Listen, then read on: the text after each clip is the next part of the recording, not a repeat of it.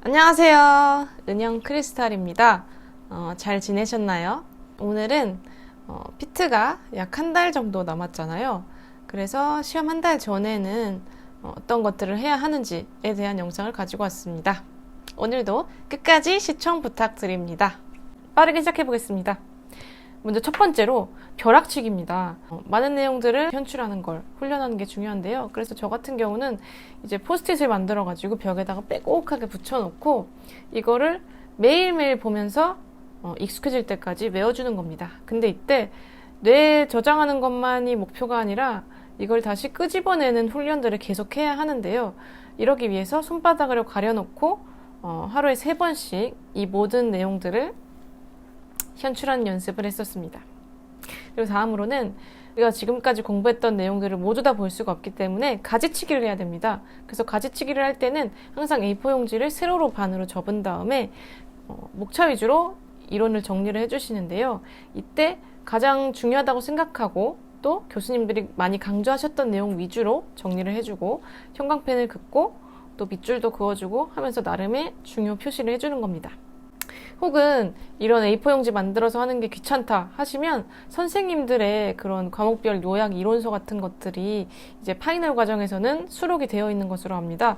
그래서 그런 내용들을 쭉 훑어보시면서 이제 매일 15페이지 혹은 20페이지씩 읽어서 한 달 만에 끝내자. 이제 과목별로 어떻게 공부를 해야 되는지 말씀을 잠깐 드리자면 우선 화학하고 생물 과목에 절대적으로 시간을 많이 투자하는 것은 맞는 말입니다. 왜냐하면 그만큼 비중이 크기도 하고 또 문제수도 많기 때문에 그런 것인데 그렇다고 해서 유기나 물리를 아예 버릴 수는 없잖아요.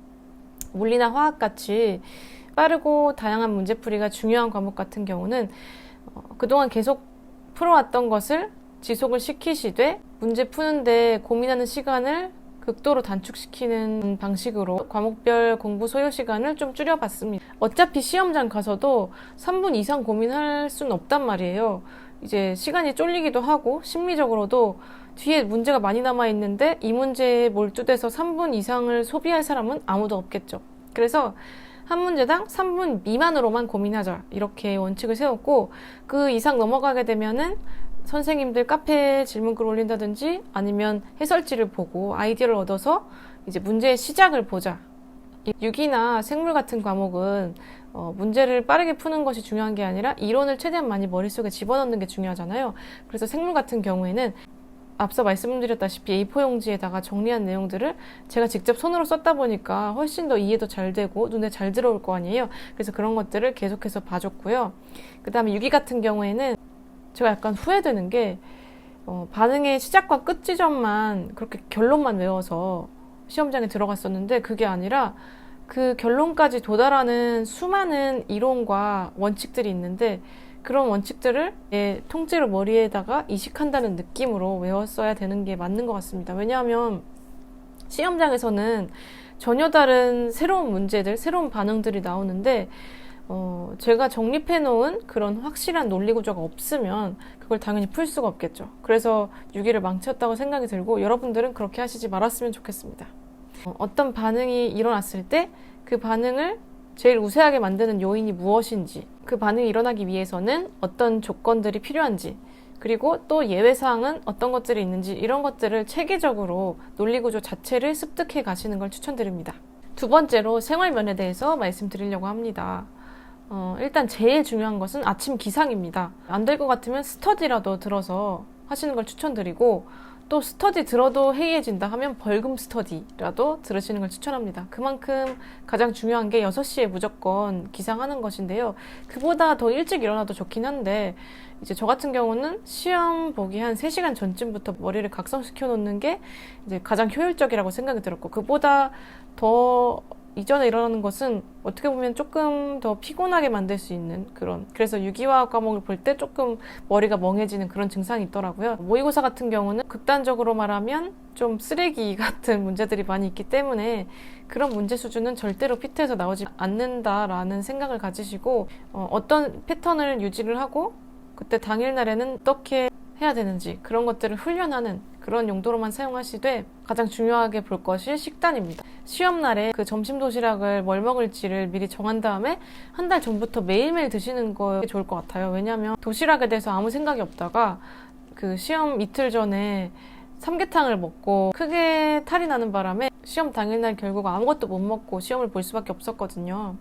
그래서 여러분들은 이런 불상사를 막기 위해서라도 탈이 나지 않는 선에서 어떤 음식들을 먹어야 되는지 그런 것들도 미리 결정을 해두셨으면 좋겠습니다. 그리고 다음으로는 사람이 시험이 가까울수록 긴장이 되잖아요. 그러면 몸도 경직되고 쉽게 굳어있고 이렇게 되는데 그럴수록 몸을 좀 펼치고 이완시키고 운동을 해주는 게 그게 경직된 몸과 마음을 풀어주는 방식이라고 생각이 들고요. 저 같은 경우는 여름에 너무 덥게 자고 나면은 그 다음날에 기력이 쑥 빠져서 정말 아무것도 못하는 경우가 많더라고요. 그래서 컨디션이 좋으려면 내가 춥게 자야 되냐, 덥게 자야 되냐 이런 세세한 것까지도 미리 결정을 해두셨으면 좋겠습니다. 그리고 또 시험날에 긴장을 많이 하시는 분들 같으면 인대노를 꼭 드셔보시는 걸 추천하는데 인대노를 먹으면 좋은 게 뭐냐면 심리적으로 긴장되는 마음은 어쩔 수 없다 치더라도 신체적으로 생리적으로 긴장하는 심장이 두근거린다든지 아니면 손발에서 땀이 난다든지 하는 반응이 전혀 없기 때문에 마음을 안정시킬 수 있는 그런 약이지 않나 싶습니다. 그래서 내과에 가면 아마 한 번에 5알 정도 이렇게 처방을 해주실 텐데 간단하게 혈압 재고, 체온 재고, 고혈압이나 증상 이력 같은 거 없냐 이렇게 문진을 해주실 것 같습니다. 추천드리고 싶은 거는 휴대폰 사용을 극단적으로 줄여서 1시간 이내로만 사용하시는 걸 추천드립니다. 생각보다 휴대폰 보느라고 계속해서 청색광 받아들여서 눈이 피로해진다든지 또 그 휴대폰 사용 시간 자체 때문에 공부 시간을 뺏긴다든지 이런 경우가 많기 때문에 휴대폰 극도로 줄여보시길 추천합니다. 그리고 또 마사지건이라는 거를 또 추천드리는데 상표는 안 보이게 해서 이렇게 누르시면은 작동이 되는데 이제 근육통 같은 거 심하신 분들 있잖아요. 너무 오래 앉아 있어서 어깨나 목 뻐근하신 분들 같은 경우 이렇게 풀어주시면은 굉장히 시원하더라고요. 목도 이렇게 풀어주고요. 그리고 팔도 뭉쳤으면 팔도 풀어주고요. 이런 식으로 해주시면은 굉장히 몸도 가뿐해지고 또 피로감도 해소되고 마사지건 최고입니다.